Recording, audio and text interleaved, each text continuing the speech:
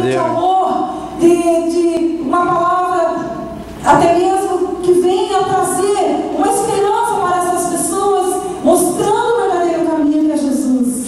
E nós estamos aqui nos preocupados em encher muitas vezes as grandes igrejas, catedrais, grandes templos, e as almas estão indo para o inferno. E Jesus disse assim: vai e traga-os. Não é isso que a palavra diz? Vai e traga-os. Eu lembro uma vez que nós fizemos um trabalho aqui na nossa igreja de evangelismo o dia todo. Ainda era o irmão, esqueci o nome dele agora,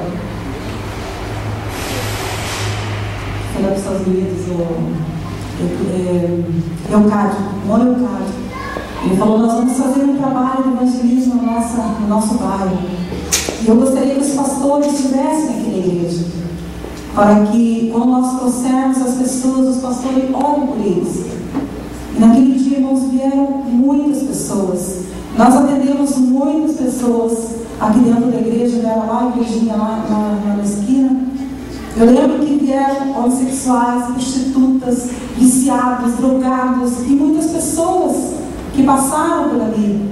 E nós estivemos orando, buscando o Senhor, uma direção, orientando. E naquele dia, eu tenho certeza que os céus se abriram.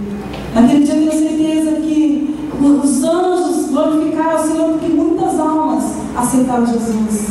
E muitas pessoas que nós vimos aqui na esquina já não estavam mais, já saíram daquele lugar. Deus foi movendo as águas neste lugar. E nós começamos a entrar em jejum e oração e pedir ao Senhor para que o Senhor trouxesse essas almas perdidas. E hoje, irmãos, nós estamos aqui para a honra e glória do Senhor. Muitas pessoas hoje poderiam estar longe desse caminho.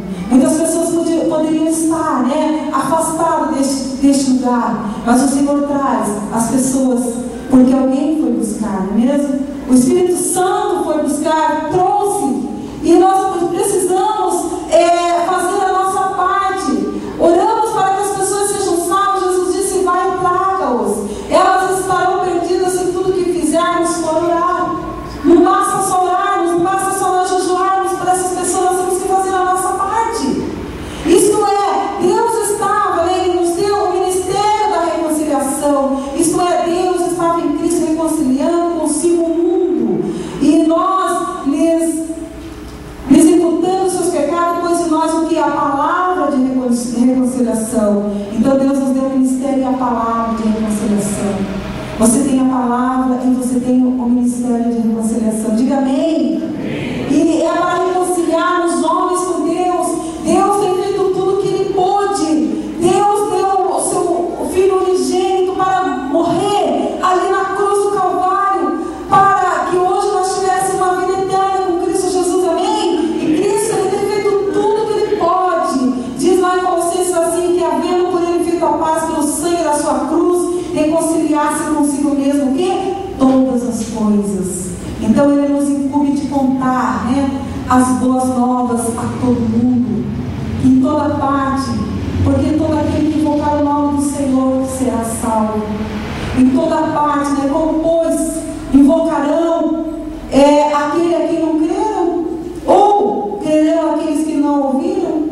Então, como ouvirão se não há quem pregue? E nós estamos aqui fazendo o quê? Estamos fazendo a nossa parte. É contar às pessoas, deixar que elas conheçam o que as boas novas, sobre o que o nosso Pai Celestial, o seu Filho, tem feito por nós. Você hoje contou o que Deus fez para você, para alguém? Hoje você contou o que Deus fez na tua vida já?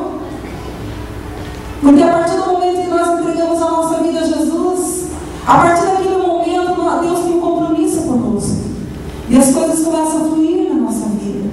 Nós não podemos deixar para nós aquilo que Deus tem feito nas nossas vidas.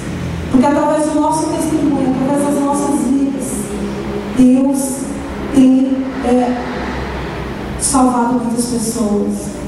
Eu fiquei tão feliz esses dias quando o pastor Wilton falava, a pastora Renata, que está evangelizando através do seu testemunho. Irmãos, se a pastora Renata ficasse aqui esperando alguém dar uma oportunidade para ela pregar, Como seriam essas almas que ela tem ganho, né? Através dos chás que Deus tem levado ela, não é mesmo? Para evangelizar. Através, né, das reuniões que Deus tem chamado ela tem um testemunho maravilhoso. Ela não pode ficar aqui em 4 paredes esperando, né, que alguém venha. Ah, pastora Renata, qual é o seu testemunho para mim? Não. É isso que nós temos que fazer. Será que precisa acontecer alguma coisa terrível na nossa vida para nós sairmos por aí contando o que Deus tem feito nas nossas vidas? Hã?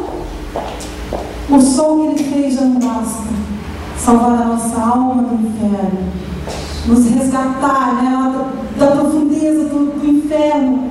Meu Deus, se eu hoje chamasse aqui a você, alguém, vem aqui alguém contar um testemunho, acho que toda a igreja deveria vir aqui correndo, não é mesmo? Porque sempre Deus tem feito algo na vida de cada um de nós.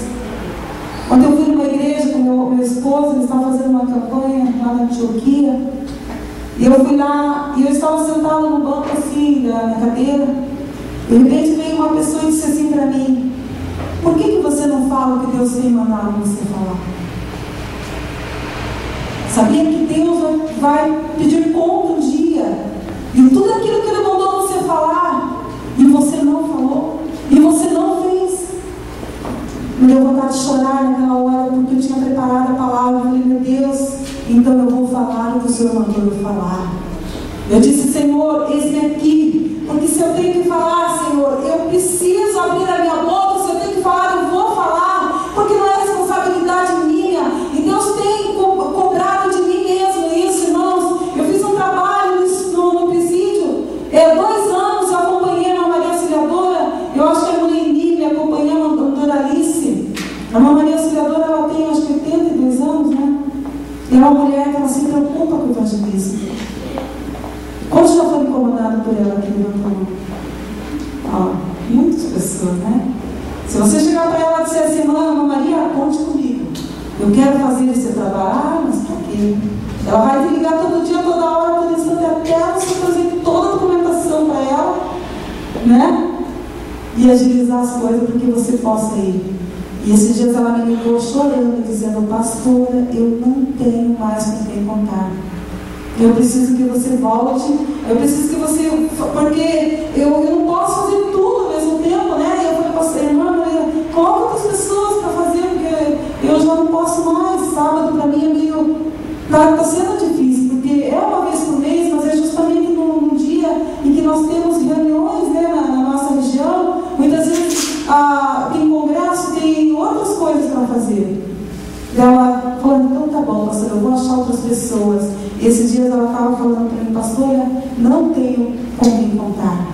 O presídio está precisando de pessoas e eu não sei mais o que fazer. Eu falei: irmã, não adianta nós impor as pessoas para ir para o presídio. Tem que ter o chamado de Deus, não é mesmo?